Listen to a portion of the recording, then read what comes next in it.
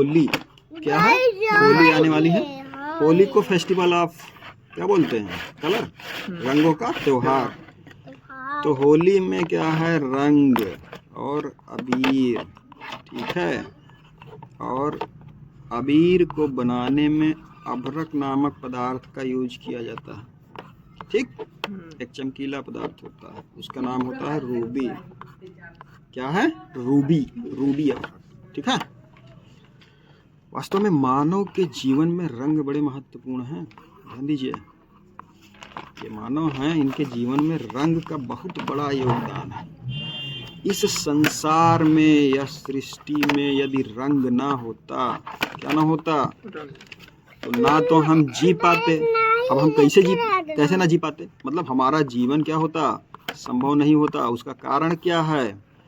रंग के कारण ही एक दूसरे की पहचान होती है। ठीक। रंग के कारण ही व्यक्ति व्यक्ति को पहचानता है, वस्तु वस्तु में पहचान होती है। ठीक है। और इन आँखों से जो भी चीज़ें इस संसार में दिखाई दे रही हैं, उन सभी की पहचान किसके आधार पर? केवल और केवल रंग के आधार पर होती है। ठीक। और ये रंग ही है, चाहे लाल हो, हरा हो, पीला हो, नीला हो, एक दूसरे की पहचान करवाता है। सभी का अपना अपना अलग अलग महत्व है अपने अपने स्थान पर। और ये रंग ही है जो लोगों में मतभेद के साथ मन भेद भी करवा देता है। क्या होता है? मन भेद भी करवा देता है। उदाहरण के लिए अमेरिका भी, जो आज विश्व की महाशक्ति है, बहुत पहले क्या था? किसी का गुलाम था। लेकिन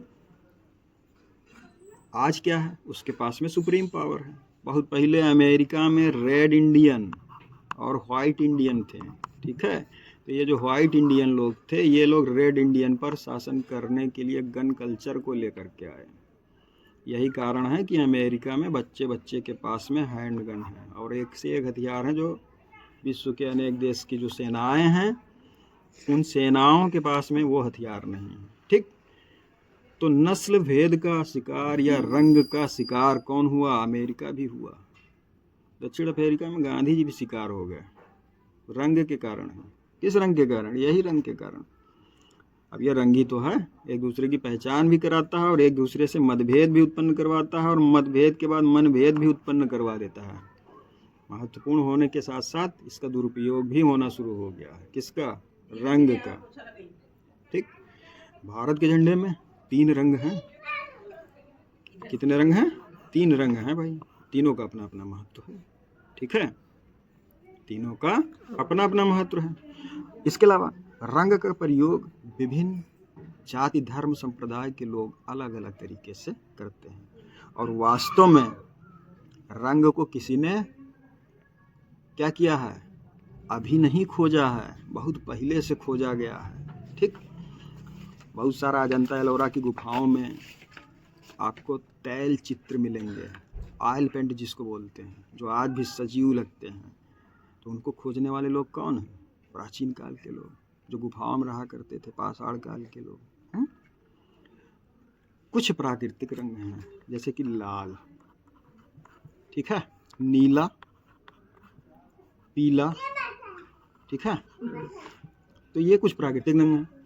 आगे चल के कुछ आर्टिस्ट लोग कहते हैं कि भैया 3 नहीं, एक चौथा रंग भी प्राकृतिक रंग है, वो है हरा। क्या है? हरा। तो ये 4 मूल रंग माने गए हैं और इन्हीं चारों की सहायता से आप एक दूसरे से अलग या अंतर करते हुए रंगों का निर्माण कर सकते हैं और अपने मकान को, मंदिर को, मस्जिद को या जिस किसी भी चीज़ को आप पेंट करना चाहें, रंगना चाहें, ऐसा आप कर सकते हैं। किसके आधार पर? रंगों के आधार पर। ठीक है। तो कुछ कलाकार लाल, पीला और नीला को प्राथमिक रंग मानते हैं। यानी कि रंग कितने प्रकार के हो गए? 2 प्रकार के हो गए। लेकिन बाद में कोई कलाकार आ जाता है, वो कहता नहीं भैया हरा भी प्राथमिक रंग है। तो कुल मिला के रंग 2 प्रकार के, प्राथमिक और द्वितीयक। प्राथमिक रंग ये हो गए 3 और एक ये 4। इनको मिलाने से जो रंग बनेगा वो सेकेंड वाला बनेगा। कौन सा? द्वितीयक रंग बन जाएगा। ठीक है। तो रंग का अपने जीवन में महत्व है।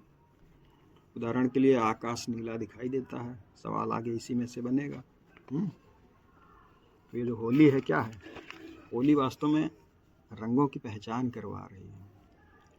कैसे रंगों की पहचान? प्राकृतिक रंगों की पहचान। और जो प्राकृतिक रंग होते हैं, चाहे जितना आप आर्टिफिशियल रंग किसी भी कंपनी में चाहे जितना अच्छा से अच्छा केमिकल डाल के आप बनाएं, लेकिन प्राकृतिक जैसा रंग आप नहीं बना पाएंगे। सामने घास लगी हुई है, कह दीजिए नहीं हमें ऐसा ही रंग बनाना है, बना पाएंगे? Nature is nature. आज तो इसको ऐसे समझ सकते हैं कि टेस्ट ट्यूब बेबी के माध्यम से बच्चे का जन्म हो सकता है, ठीक, लेकिन अगर बच्चे की डेथ हो जाए तब सारी की सारी साइंस एंड टेक्नोलॉजी क्या होगी? फेल हो जाएगी, उस बच्चे को जीवित नहीं कर पाएगी। इसका मतलब क्या हुआ? नेचर हमसे ज़्यादा महान है, प्रकृति ही सब कुछ है, ठीक है। अगर प्रकृति का एक ठोकर लग जाए तो मॉडल 2026 का हो जाएगा। डेट ऑफ बर्थ हमारी चाहे जो हो, चाहे जितना डेंटिंग बेंडिंग हम अपने शरीर में करवाएं, लेकिन हमारा शरीर उस DOB के हिसाब से नहीं होगा, 2026 के हिसाब से हो जाएगा, ठीक है। तो नेचर बहुत कुछ है और हमें क्या करना है? होली में नेचुरल तरीके से प्राकृतिक रंगों का ही प्रयोग करना है। लेकिन प्राकृतिक रंग आपको मिलेंगे नहीं, आप कहाँ से लाएंगे? रंग लाएंगे मार्केट से। अब उन रंगों में क्या होगा? केमिकल मिला होगा। अब किसी की स्किन ड्राई है, सूखी वाली, किसी की स्किन क्या है, आर्द्रता लिए हुए है, या किसी की स्किन बहुत ही बढ़िया है, आपने चिकना गाल देखा, पोत दिया उसको, हैं, तब क्या होगा? उसको स्किन डिजीज हो जाएगी। तो इसलिए बहुत ही हल्के रंगों का, साधारण रंगों का होली में प्रयोग करें और होली का आनंद उठाएं रंग के माध्यम से, और प्राकृतिक रंगों को पहचानें, पेड़ पौधों को पहचानें। इससे क्या होगा? जब आप इन प्राकृतिक रंगों को देखेंगे, इन पेड़ पौधों की पत्तियों को देखेंगे, तो क्या होगा? मन के अंदर पर्यावरण के प्रति जागरूकता उत्पन्न होगी। और जब आपका पर्यावरण या इन्वायरमेंट सही होगा, तब आपके साथ साथ आपके आसपास के लोग, घर परिवार के लोग, आने वाली पीढ़ियां सब कुछ क्या होंगी? सुरक्षित होंगी। आप डॉक्टर के पास नहीं जाएंगे, अन्यथा डॉक्टर साहब बोतल लिए बैठे हैं, उनका सीजन शुरू होने वाला है, ये इतना जान लीजिए। इस समय होगा क्या? तापांतर ज़्यादा होता है, लोग तुरंत ठंडा और गर्मी का इस्तेमाल करते हैं। भाई गर्मी धूप बाहर से आया, तुरंत ठंडा पानी पिएगा। सर्दी जुकाम होगा, डॉक्टर के पास जाएगा। पैसा चला गया ना जाए? चला गया कि नहीं चला गया? क्यों चला गया? थोड़ी सी लापरवाही के कारण। तो होली हमें यही सिखाती है प्रतिवर्ष कि हमें प्राकृतिक रंगों को ध्यान में रखना है, और जब आप उनको ध्यान में रखेंगे तो अपने पर्यावरण को ध्यान में रखेंगे, ठीक। तो स्वस्थ शरीर में ही स्वस्थ मस्तिष्क का निर्माण होता है, कौन कहता है? अरस्तु।